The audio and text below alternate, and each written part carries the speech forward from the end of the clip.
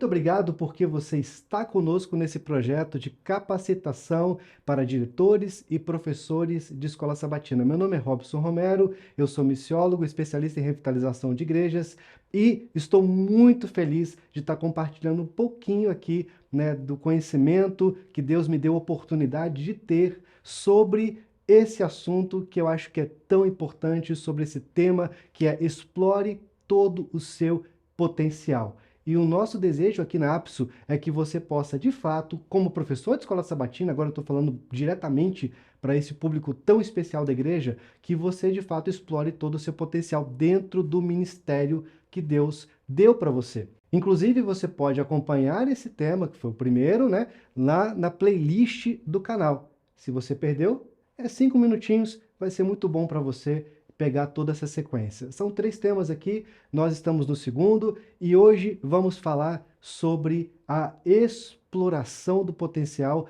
dentro de uma perspectiva muito simples e que você pode aí aprender agora sem nenhum mistério. O texto que eu escolhi para hoje, para esse episódio, é Colossenses, capítulo 3, verso 23, que diz o seguinte: façam como se estivessem servindo o Senhor e não as pessoas.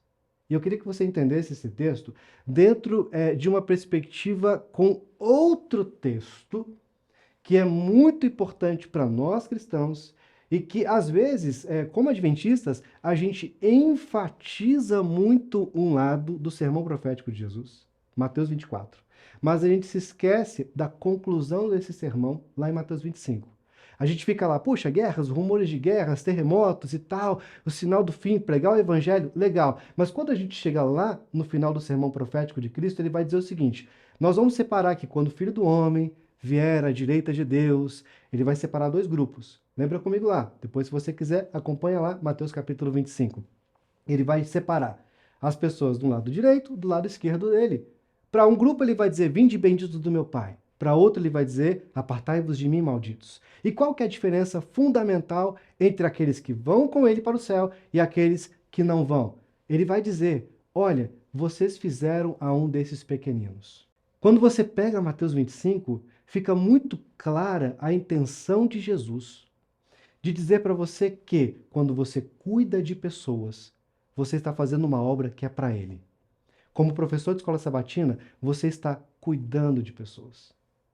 Você, ao cuidar dessas pessoas, você está fazendo a obra de Deus, a obra que é dele. Eu queria que, como pastor, eu chegasse à igreja e as pessoas me identificassem como não o pastor da igreja, mas como um pastor dentre tantos pastores que nós temos ali.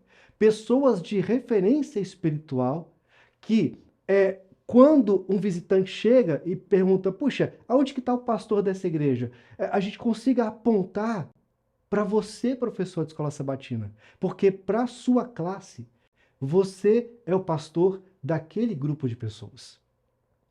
Para isso, você tem que entender que a obra que você faz para essas pessoas é uma obra que você está fazendo para Deus.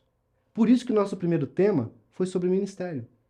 E por isso que agora a gente vai explorar um pouquinho mais essa questão do professor pastor, o professor que foi chamado para cuidar de gente. Veja, a sua obra principal não é estudar um tema e passar um tema. Mas a obra principal é você cuidar daquelas pessoas que estão ali assistindo você e que estão compartilhando conhecimento com você.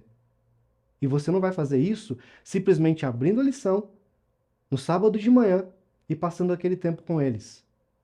Você quer ver uma coisa interessante? Você já se perguntou quantos alunos da sua classe têm lição da escola sabatina?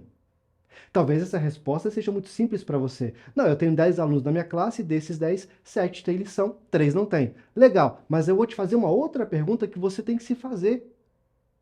Quantos desses meus alunos que têm lição estudam a lição e, principalmente, aprendem alguma coisa daquilo que está sendo dito ali?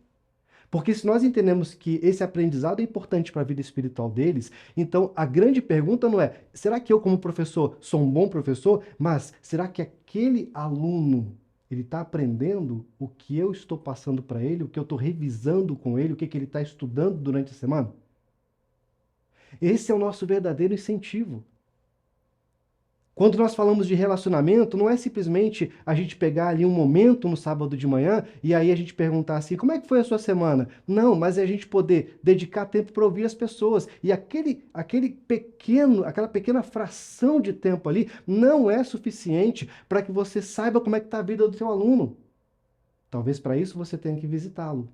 E aí você fala, poxa, mas eu já tenho tanta coisa para fazer durante a semana, eu já tenho tantas atividades, será que a gente está querendo realmente ter mais atividades? Será que não é muito mais simples eu ficar do jeito que está? Olha, mais simples com certeza é, mas você não está explorando todo o seu potencial. Como professor, se você quer ganhar o seu aluno, você precisa ir para a casa dele, você precisa orar lá por ele, você precisa não só abrir a Bíblia no sábado de manhã, mas você tem que abrir a Bíblia na casa dele. Você tem que comer lá o bolo que ele serviu para você, a cevada. Você tem que conhecê-lo como pessoa, entender os seus problemas. Você precisa, para isso, ter disciplinas além daquela que é simplesmente você falar alguma coisa e ter o feedback das pessoas. Você precisa, de fato, correr atrás de novos conhecimentos, novas perspectivas. Olha, pastor, eu não sou bom de relacionamento. Então, existem N cursos na internet para você aprender a ter conversas difíceis, para você poder aprender a aconselhar, para você. Então, é uma busca. E aí você diz: poxa, mas eu já estou muito cansado, já tenho tanta coisa para fazer e eu vou correr atrás de mais coisa. Sim. Por quê? Porque Deus chamou você para um ministério e você está fazendo para Ele. Você não está fazendo isso para o seu pastor, você não está fazendo isso para o diretor da escola sabatina, você não está fazendo isso simplesmente para prestar um bom relatório, você está fazendo isso porque é isso que Deus espera de você. Então você precisa, poxa, Senhor, se é isso que o Senhor espera de mim, se é essa a minha debilidade, então como eu posso, no Senhor, aprender a superar a minha debilidade para me tornar um professor melhor nessa área que é tão débil para o meu ministério? A gente foca muitas vezes o professor, o cara que passa a lição, que está ali, a gente tem falado e repetido isso várias vezes aqui, mas eu queria que você entendesse que há outras áreas que você tem que explorar. Você precisa crescer nessa também, mas você precisa crescer em outras. Você quer que o seu aluno confie em você?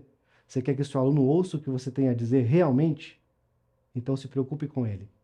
Mais do que o conhecimento que você adquire para você, para passar para ele, se preocupe com ele como pessoa.